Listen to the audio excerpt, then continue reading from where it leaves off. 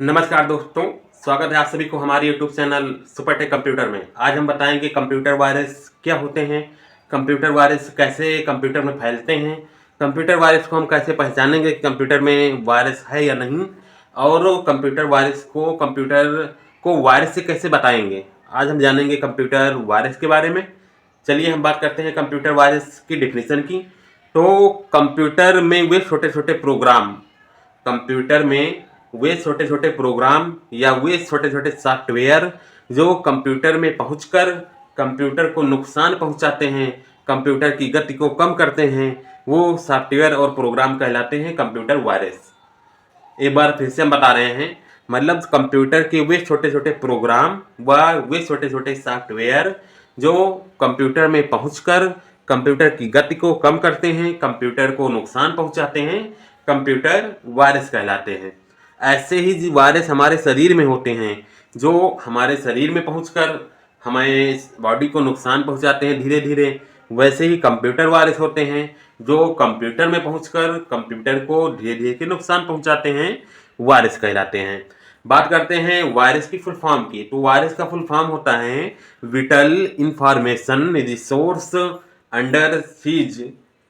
Virus का जो full form होता है वो होगा whittle information resource under seize.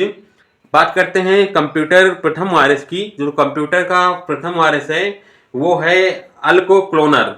जो अल्कोक्लोनर नाम का वायरस है ये कंप्यूटर का प्रथम वायरस है। जो इसका जो पहचान की गई है वो सन 1971 में की गई है। मतलब जो कंप्यूटर का प्रथम वायरस है उसका नाम है अल्कोक्लोनर। इसकी जो खोज हुई है वो 1971 में की गई है। बात करते हैं प्रथम कंप्यूटर नेटवर्क वायरस की। तो जो कंप्यूटर के नेटवर्क को प्रभावित करता है उसे कंप्यूटर नेटवर्क वायरस कहते हैं। ये इसकी जो खोज हुई है सन 1982 में हुई है और इसका नाम है क्रीफर।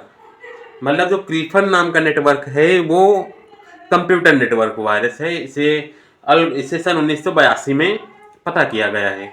बात करते हैं जो कंप्यूटर का जो आधुनिक नेटवर्क है वो है सी ब्रेन। मतलब जो सी ब्रेन नेटवर्क है ये कंप्यूटर का मुख्य नेटवर्क इस समय है और कंप्यूटर का मुख्य आधुनिक नेटवर्क है सी ब्रेन। ये कंप्यूटर में पहुंचकर कंप्यूटर को भारी नुकसान और भारी मात्रा में नुकसान को पहुंचाता है।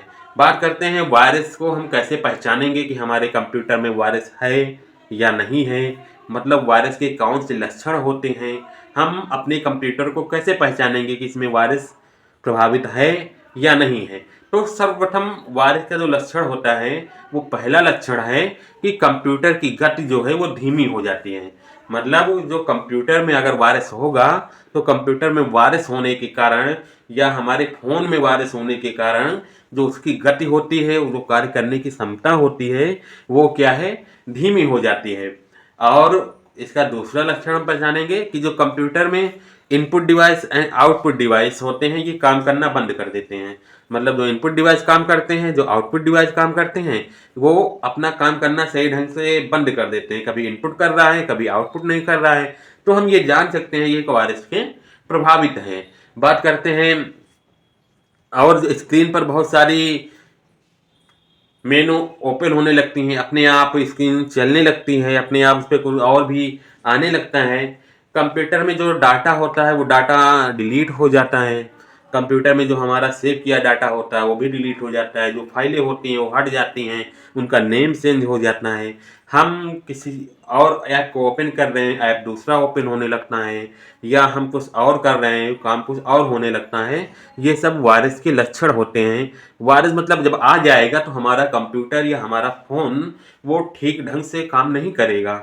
वो पर्पज़ जो जैसे काम कर रहा है वैसे काम नहीं करेगा, वो अलग तरीके से काम करने लगेगा। मतलब हम ओपन कर रहे हैं व्हाट्सएप ओपन होगा, फेसबुक हम ओपन कर रहे हैं फाइल ओपन होगी, क्लोज, या हम कुछ और लिख रहे हैं टाइप कुछ और हो रहा है। ऐसी कमियां आने लगती हैं तो हम जान जाएंगे ये वायरस के प्रभावित हैं।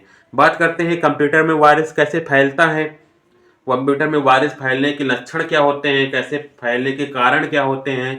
तो एक मेन कारण है कंप्यूटर में जो हम एप्लीकेशन या जो सॉफ्टवेयर डलाते हैं वो चोरी के डला लेते हैं। मतलब चोरी मतलब जो बिना, जो जिसमें परमिशन होती है हम उससे पेड ना करके उसका क्रैक वर्जन या कुछ ऐसे वर्जन डला देते हैं जो जिसमें हमें उन्हें पेड नहीं करना पड़ता है। नकली सॉफ्टवेयर या चोरी के सॉफ्टवेयर को हम अपने कंप्यूटर में डाउनलोड कर लेते हैं, तो ऐसे सॉफ्टवेयर से वायरस आने की खतरा रहता है। या फिर हम कंप्यूटर नेटवर्क में कंप्यूटर को एक दूसरे के कनेक्ट कर रहे हैं, किसी और कंप्यूटर को अपने कंप्यूटर के ज्वाइंट कर रहे हैं, किसी और नेटवर्क को एक दूसरे में आपस कनेक्ट कर रहे हैं, तो वो सारे कंप्यूटर आपस में नेटवर्क को इधर उधर हुआ करता है। या फिर इनपुट आउटपुट के माध्यम से, या फिर हम जब पेन ड्राइव का यूज़ करते हैं, यूएसबी का यूज़ करते हैं, मान लेते हैं किसी यूएसबी में वायरस है और हम उस यूएसबी को अपने कंप्यूटर में लगाते हैं, तो यूएसबी में जो वायरस होगा वो हमारे कंप्यूटर में आ जाएगा। या फिर हम जो ऑनलाइन ईमेल भेजते हैं या ऑनलाइन ईमेल प्राप्त करते हैं, ऑनलाइन मैसेज हमें प्राप्त होते हैं, मैसेज द्वारा, ऑनलाइन वीडियो द्वारा हमें, या अनचाहे लिंक या अनचाहे ईमेल को हम क्लिक करते हैं, या फिर ज़्यादातर ऑनलाइन काम करते हैं उसमें जो फर्जी साइटें हैं उन साइट को हम क्लिक करके उनके बारे में जानकारी करना चाहते हैं, तो ये इन सभी माध्यम से भी वायरस हमारे कंप्यूटर में आ जाता है। मेन इसका जो कारण होता है नकली सॉफ्टवेयर से, कंप्यूटर को एक दूसरे कंप्यूटर के कनेक्ट करने से, और इनपुट और आउटपुट डाटा को इधर उधर प्रदान करने से, पेन ड्राइव, किसी की यूएसबी, किसी का फ़ोन कंप्यूटर में ज्वाइंट करने से वायरस इधर उधर फैल सकता है। बात करते हैं हम वायरस के प्रकार की, तो वायरस के उनके कार्यों के आधार पर, उनके कार्य करने की क्षमता के आधार पर अलग अलग भागों में बांटा गया है। मतलब टाइप ऑफ वायरस को उनके अलग अलग कार्यों के आधार पर कई भागों में बांटा गया है। पहला बात करते हैं बूट वायरस। मतलब जो बूट वायरस होता है वो कंप्यूटर को ऑन ऑफ होने से रोकता है। अगर हमारा कंप्यूटर बूट वायरस से प्रभावित है तो वो कंप्यूटर कम समय में बहुत अधिक समय लेगा ऑन होने में, बहुत अधिक समय लेगा ऑफ होने में। मतलब जो बूट वायरस का कार्य है वो कंप्यूटर को ऑन ऑफ करने से रोकता है। बात करते हैं प्रोटेक्शन टेबल वायरस की। तो जो प्रोटेक्शन टेबल वायरस है, जो ये प्रोटेक्शन टेबल वायरस होता है, ये कंप्यूटर में इनपुट और आउटपुट को कनेक्ट करने से रोकता है। मतलब जब प्रोटेक्शन टेबल वायरस होगा तो हम उसमें कीबोर्ड लगाएंगे या माउस लगाएंगे तो वो आपस में कनेक्ट होने से रोकेगा, सही से काम करने से रोकेगा। बात करते हैं फाइल वायरस की। अगर फाइल वायरस होगा तो वो आपस में जो फाइल होती है उन फाइल को ओपन करने से रोकेगा। हम फाइल दूसरी ओपन कर रहे हैं, कोई तीसरी ओपन होने लगेगी, मतलब हम सही ढंग से फाइल को ओपन नहीं होने देगा। बात करते हैं वार्म वायरस की। जो ये वार्म वायरस है ये क्या करता है, किसी कंप्यूटर में आ जाता है तो ये डेली ये अपने हिसाब के अनुसार अपने जो डाटा होता है, अपनी जो क्षमता होती है उसको कॉपी किया करता है। मतलब बात करते हैं अगर एक वार्म वायरस है कंप्यूटर में तो वो कॉपी करके 2 कर देगा कुछ समय में, 2 को 4, 4 को 8, 8 को 16, 16 को 24। मतलब वो अपने डाटा को, अपने वायरस को कॉपी करता रहेगा। ये वार्म वायरस कंप्यूटर को बहुत अधिक नुकसान पहुंचाता है। बात करते हैं माइक्रो वायरस की। अगर माइक्रो वायरस की बात करते हैं तो ये जो माइक्रो वायरस होता है इसका जो मेन कार्य होता है ये एमएस ऑफिस के सॉफ्टवेयर को प्रभावित करता है। मतलब जो एमएस ऑफिस होता है, Excel, Word, PowerPoint, paint और ये जो नोटपैड है इन सबको प्रभावित करेगा। बात करते हैं वायरस से कैसे बचा जा सकता है, वायरस के उपाय क्या होते हैं। तो हम बात करते हैं वायरस के उपाय की। तो वायरस के बचाव करना कोई कठिन कार्य नहीं है। हम वायरस को बहुत आसानी से बच सकते हैं। ऐसा नहीं है अगर हमारा कंप्यूटर में वायरस नहीं है, एक बार वायरस हो जाने के बाद हम उसे बचाव करना थोड़ा मुश्किल होता है। मतलब मुश्किल करना कठिन है, बचाव करना कठिन है। लेकिन अगर नया कंप्यूटर है उसमें वायरस नहीं है तो हम उस वायरस को आने से रोक सकते हैं, वायरस से बचाव कर सकते हैं। कैसे कर सकते हैं, हम जो अपना कंप्यूटर है उस कंप्यूटर में सही से और ओरिजिनल एंटीवायरस का यूज़ करके वायरस को प्रोटेक्शन कर सकते हैं, वायरस को कंप्यूटर में आने से रोक सकते हैं। शर्त है कि हम सही और ओरिजिनल एंटीवायरस का यूज़ करें। मतलब एंटीवायरस का यूज़ करके हम कंप्यूटर को वायरस से प्रभावित होने से रोक सकते हैं। या फिर जो हम अनजान ईमेल होते हैं, अनजान मैसेज होते हैं, या जो अनजान बहुत सारी साइट या लिंक होती हैं उन लिंक पर हम क्लिक ना करके वायरस से बच सकते हैं।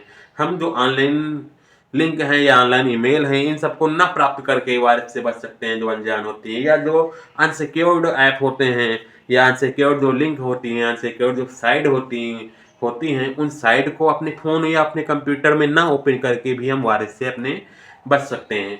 और जो कंप्यूटर या वायरस में मजबूत पासवर्ड लगा के एक मजबूत पासवर्ड लगा के कंप्यूटर को और फ़ोन को वायरस से बचा सकते हैं, या कंप्यूटर या फ़ोन को अपने आप से अपडेट करते रहते हैं।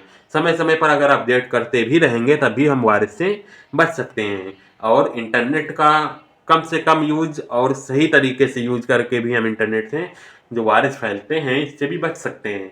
मान लेते हैं इंटरनेट से हम ईमेल या गूगल पे बहुत सारी link, reels, video, photo click कर रहे हैं, हमें नहीं पता है किसमें क्या है, किसमें वायरस है, क्या नहीं है। तो ऐसे जो अनसिक्योर्ड फाइलें या अनसिक्योर्ड डाटा होता है, इस पे क्लिक करके हम वायरस से आ जाते हैं। अगर हम इस पे ना क्लिक करेंगे तो वायरस से बच सकते हैं। मतलब जो अनजान वेबसाइट लिंक क्लिक होते हैं, इन पे ना क्लिक करके भी हम वायरस से बच सकते हैं।